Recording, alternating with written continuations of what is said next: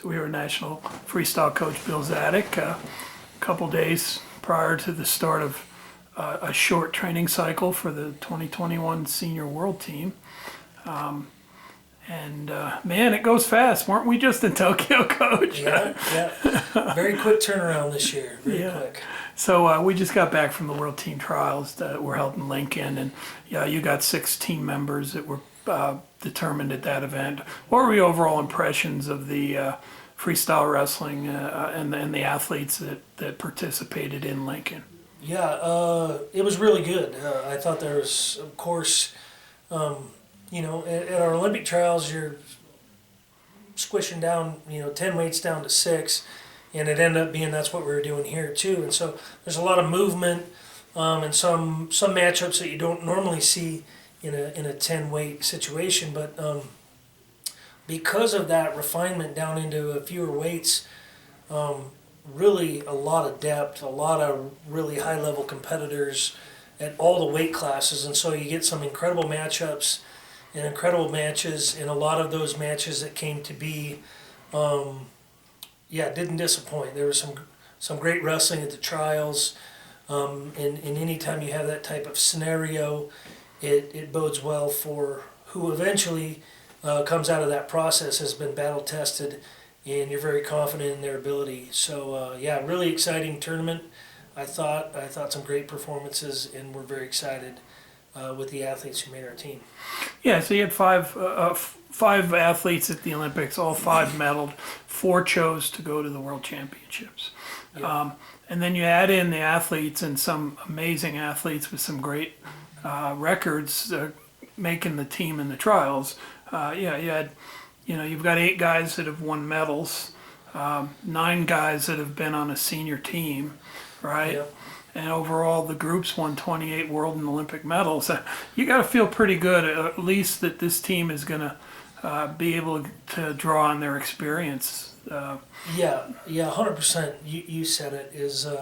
These guys, even if it's the first team they've ever made, they're still veterans, right? Everybody has won world or Olympic medals, even if it's at the age group level. But as we know, those age group competitions are just as strong and just as good as the senior level competitions. And so whether it's coming through the NCAA pipeline and winning NCAA titles, or having been on previous world teams and Olympic teams and won medals, or cadet and junior world teams, everybody's been there, and they know what high level competition is. They know how to be emotionally stable and balanced and go compete at a high level. And they've had to do that, even just to make our team, our U.S. team. And we're getting to a point where, there's getting such depth in our system that, it refines whoever is able to come out of that. And these guys, they're all star performers, and they all know what to do. And so we're optimistic and excited to get to Oslo, but we also know we got to get our job done when the whistle blows when you get there, right? And that's what high level competition is about. How difficult will it be for the Olympians? I mean, a double peak, right? You peak in August, you peak in October, and that's not a normal system for anyone in international wrestling. No, it's of course, because of the pandemic and the shift in our calendar and schedule, it puts 2 Apex competitions in the same year in a very recent and short frequency. So it's a challenge, right? It is a challenge to have 2 peaks, and really our philosophy is really not to peak twice, but to just maintain a peak. Relax a little bit and take some time to recover, and then just continue to have maintenance training through Oslo. And attitudes are good, spirits are high. I think our guys are going to be ready to go. And like I said, with the others, they're high-level competitors, right? We got 4 guys that are just coming off winning a medal in Tokyo, and they want to win another medal. They want, it's a unique opportunity to be able to win 2 world-level medals in a recent succession in the same year. And so, these guys all love to do what they're doing, And so there's a lot of good reasons for them to be excited and be energetic as we move into Oslo. So two of the guys ended up in weights that are different from where they were at the trials. Dayton Fix at 61 and Jordan Burroughs up at 79. And obviously you could also include James Green, James but Green, I mean yeah. that's Ben Green's world championship weight. But Yeah. I mean for guys like Fix and Burroughs that are in a new weight class, it doesn't matter really. I mean these are big strong kids, right? Yeah, I don't believe it matters. You know, size is in my opinion, is somewhat a secondary factor. I think when you're talking about elite level performers and guys that have just remarkable skill sets, you know, the skill will always trump the size. And so I think in all those competitors that you're talking about, they have tremendous skills, and I think that will be the difference maker. And I think Dayton really showed where he's at, right? I mean, a super deep field at 61 kilo, you know, over 20 athletes, 7 or 8 NCAA champions, national champions. I mean, it really was a loaded weight, and he came through in fine fashion. Wrestled a really great tournament. Of course, Jordan, just the consummate performer that he's been and the team leader that he's been for us and still is. I think wrestled a great tournament, and Alex Deringer is a really tough guy. He's, you know, Oh yeah. he's basically, you know, been one of the top 2 toughest guys in the world over the last 3 years at that weight at 79 kilo. You know, Dake having won the last 2 world titles, and Alex Deringer's beat the guy that Dake wrestled, Hasanov, who he's from Azerbaijan. You know, Deringer has a couple wins over that guy. So, you know, for Jordan to go out and perform the way he did, I think shows where he's at.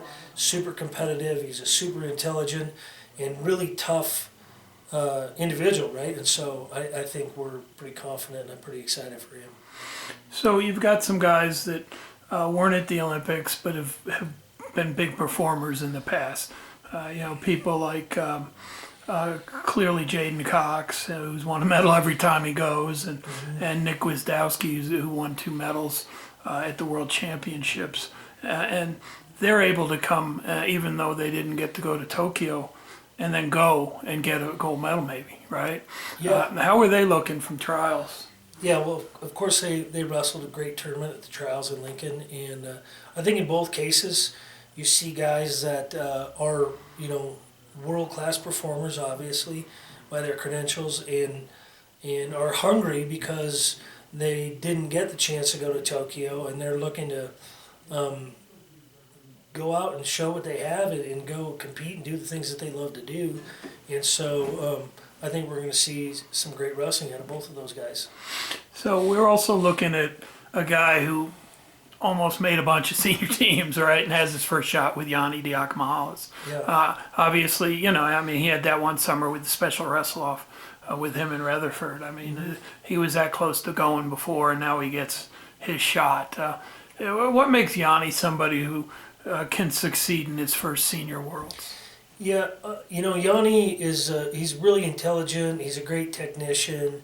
He's a great competitor. But I think what makes him who he is he just loves wrestling. He just loves the sport. He loves to do what he does, and I think you see that in all of these guys, right? They really love and enjoy the everyday process of what they've chosen to do, right?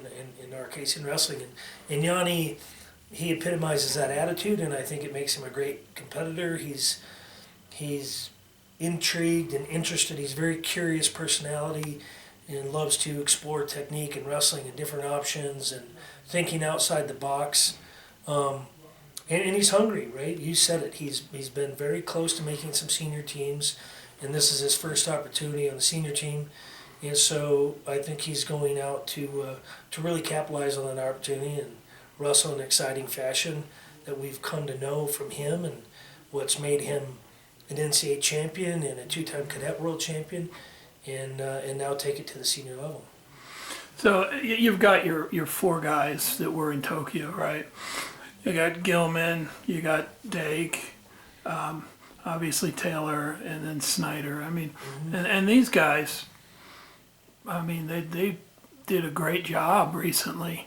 Yeah, excellent. Talk about the motivation and just the what it'll take for them to go back to back with great performances, and how do these guys how are they talking about this opportunity?